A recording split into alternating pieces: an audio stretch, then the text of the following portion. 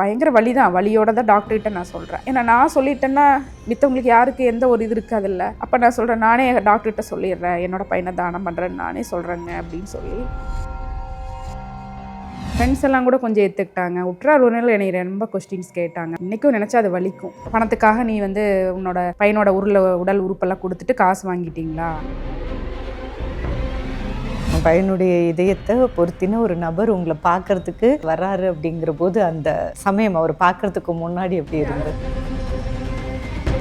நம்ம பையனோட இதயத்தை கொடுத்தோம்லங்க, அந்த பர்சன் பேர் ஆகாஷ்.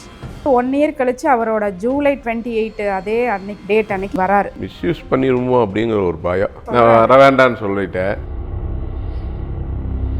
தனிமையை மனசு விரும்புது, ஆனால் அந்த தனிமையுமே கொடுமையாக இருக்குது. சொசைட்டி பார்க்க முடியல, எங்கே போய் ஒளிஞ்சிக்கலாம்னு தான் இருக்குது. யார் ஃபேஸ்ன்னு எங்களுக்கு பார்க்க பிடிக்கல.